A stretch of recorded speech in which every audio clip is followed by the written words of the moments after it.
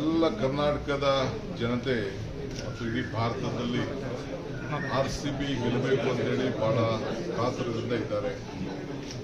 ನಾನು ಕರ್ನಾಟಕ ಜನತೆ ಪರವಾಗಿ ನಮ್ಮ RCB ಕ್ರೀಡಾಪಟುಗಳಿಗೆ, ಕ್ರಿಕೆಟ್ ಆಟಗಾರರಿಗೆ ಶುಭ ಹಾರೈಸ್ತೇನೆ. ನೀವು ಗೆದ್ದು ಕಪ್ಪನ್ನು ತರಲೇಬೇಕು. ಎಲ್ಲ ನಮ್ಮ ಜನ ಸಾಯಂಕಾಲ ಆದರೂ ನಮಗೆ ಸ್ವಲ್ಪ ರಜಾ ಕೊಡಿ ಅಂತ ಕೇಳ್ತಾ ಇದ್ದಾರೆ ಭಾಳ ಆಸಕ್ತಿಯಿಂದ. ಸೊ ನಮ್ಮ ಗೌರವವನ್ನು ಉಳಿಸಬೇಕು. ನಿಮಗೆ ಒಳ್ಳೆಯದಾಗಲಿ, ಯಶಸ್ಸಾಗಲಿ, ಶುಭವಾಗಲಿ. ಸರ್, ಮತ್ತೆ ಈಗ ಜಡ್ಜ್ ಕಮಲ್ ಹಾಸನ್ ಅವರು ತರಾಟೆ ತೆಗೆದುಕೊಂಡಿದ್ದಾರೆ, ಕ್ಷಮೆ ಕೇಳಬೇಕು ಅಂತ ಕೂಡ ಹೇಳಿದ್ದಾರೆ. ನ್ಯಾಯಾಲಯದಲ್ಲಿ ಎಲ್ಲರಿಗೂ ಕೂಡ ಗಮನದಲ್ಲಿಟ್ಕೊಂಡು ಕೆಲವು ಅಭಿಪ್ರಾಯವನ್ನು ಪಟ್ಟಿದ್ದಾರೆ. ರಾಜ್ಯದ ಹಿತ ಕಾಪಾಡಬೇಕು, ಭಾಷೆ ಹಿತ ಕಾಪಾಡಬೇಕು. ನಿನ್ನೆ ಕೂಡ ನಾನು ಕೆಲವು ನಮ್ಮ ಸಾಹಿತಿಗಳ ಹತ್ರ ಮಾತಾಡಿದೆ, ಹಂಪ ನಾಗರಾಜ್ ಹತ್ರ ಮಾತಾಡಿದೆ, ಬೇರೆಯವ್ರ ಹತ್ರ ಮಾತಾಡಿದೆ. ಏನಿದು ಸಾರಾಂಶ, ಯಾರು ತಪ್ಪು ಯಾರು ಸರಿ ಇಲ್ಲ ಅಂತೇಳಿ ಚರ್ಚೆ ಮಾಡಿದ್ದೆ. ಸೊ ನಾವೆಲ್ಲ ದ್ರಾವಿಡ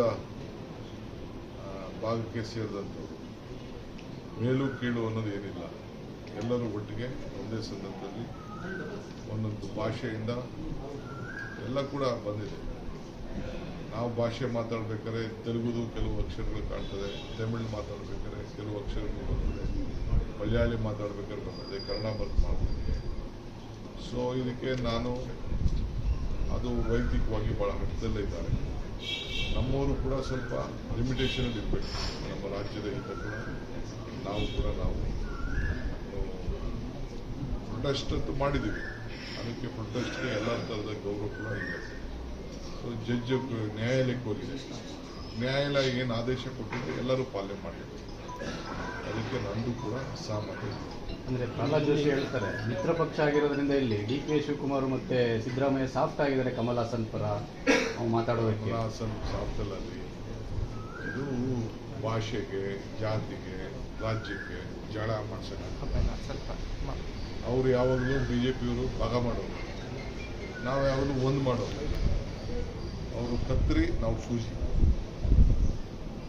ಕಬ್ಬಣದಲ್ಲೇ ಸ್ಟೀಲಲ್ಲೇ ಎರಡೂ ತಯಾರಾಗ್ತದೆ, ಕತ್ರಿನೂ ತಯಾರಾಗ್ತದೆ, ಸೂಜಿನೂ ತಯಾರ. ನಾವು ಒಂದು ಮಾಡೋದು.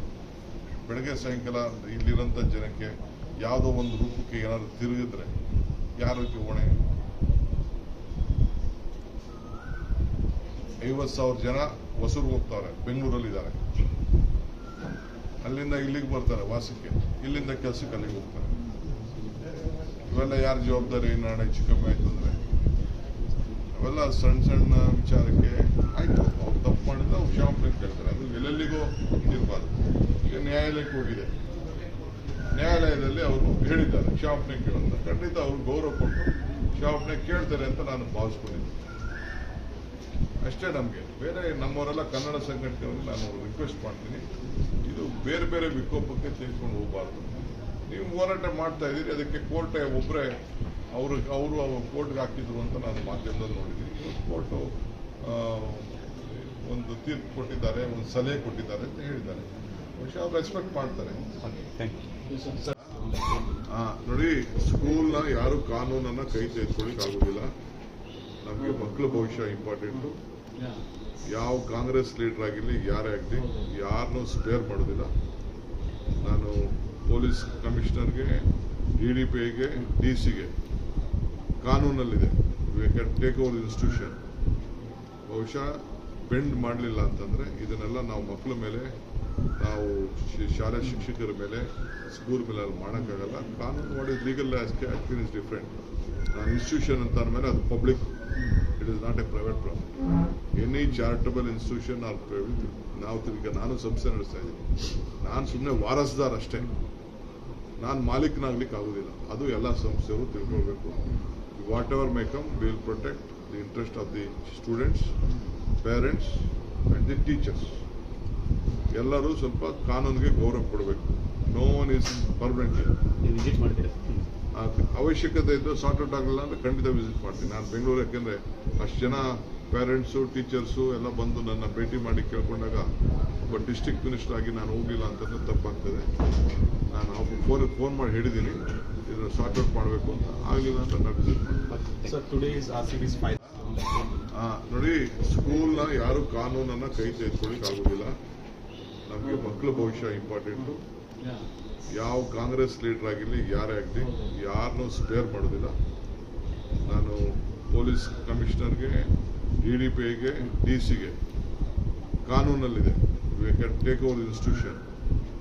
ಬಹುಶಃ ಬೆಂಡ್ ಮಾಡಲಿಲ್ಲ ಅಂತಂದರೆ ಇದನ್ನೆಲ್ಲ ನಾವು ಮಕ್ಕಳ ಮೇಲೆ, ನಾವು ಶಾಲಾ ಶಿಕ್ಷಕರ ಮೇಲೆ, ಸ್ಕೂಲ್ ಮೇಲೆ ಅಲ್ಲಿ ಮಾಡೋಕ್ಕಾಗಲ್ಲ. ಕಾನೂನು what is legal acting is different. ನಾನು ಇನ್ಸ್ಟಿಟ್ಯೂಷನ್ ಅಂತ ಅಂದಮೇಲೆ ಅದು public, it is not a private property. Any charitable institution or private. ಈಗ ನಾನು ಸಂಸ್ಥೆ ನಡೆಸ್ತಾ ಇದ್ದೀನಿ, ನಾನು ಸುಮ್ಮನೆ ವಾರಸ್ದಾರ್ ಅಷ್ಟೇ, ನಾನು ಮಾಲೀಕನಾಗ್ಲಿಕ್ಕೆ ಆಗೋದಿಲ್ಲ. ಅದು ಎಲ್ಲ ಸಂಸ್ಥೆಯವರು ತಿಳ್ಕೊಳ್ಬೇಕು.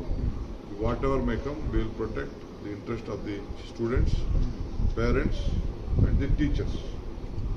ಎಲ್ಲರೂ ಸ್ವಲ್ಪ ಕಾನೂನಿಗೆ ಗೌರವ ಕೊಡಬೇಕು. No one is permanent. ನೀವು ವಿಸಿಟ್ ಮಾಡ್ತೀರಾ? ಅವಶ್ಯಕತೆ ಇದ್ದು ಸಾರ್ಟ್ ಔಟ್ ಆಗಲಿಲ್ಲ ಅಂದರೆ ಖಂಡಿತ ವಿಸಿಟ್ ಮಾಡ್ತೀನಿ. ನಾನು ಬೆಂಗಳೂರು, ಯಾಕೆಂದರೆ ಅಷ್ಟು ಜನ ಪೇರೆಂಟ್ಸು, ಟೀಚರ್ಸು ಎಲ್ಲ ಬಂದು ನನ್ನ ಭೇಟಿ ಮಾಡಿ ಕೇಳ್ಕೊಂಡಾಗ ಒಬ್ಬ ಡಿಸ್ಟ್ರಿಕ್ಟ್ ಮಿನಿಸ್ಟರ್ ಆಗಿ ನಾನು ಹೋಗಲಿಲ್ಲ ಅಂತಂದರೆ ತಪ್ಪಾಗ್ತದೆ. ನಾನು ಅವ್ರಿಗೆ ಫೋನ್ ಮಾಡಿ ಹೇಳಿದ್ದೀನಿ ಇದನ್ನು ಸಾರ್ಟ್ ಔಟ್ ಮಾಡಬೇಕು ಅಂತ. ಆಗಲಿಲ್ಲ ಅಂತ ನಾನು ವಿಸಿಟ್ ಮಾಡ್ತೀನಿ. Sir, today is RCB's fight. ಹೆಚ್ಚಿನ ಸುದ್ದಿಗಳಿಗಾಗಿ ನಮ್ಮ ಚಾನೆಲ್ನ ಸಬ್ಸ್ಕ್ರೈಬ್ ಮಾಡಿ.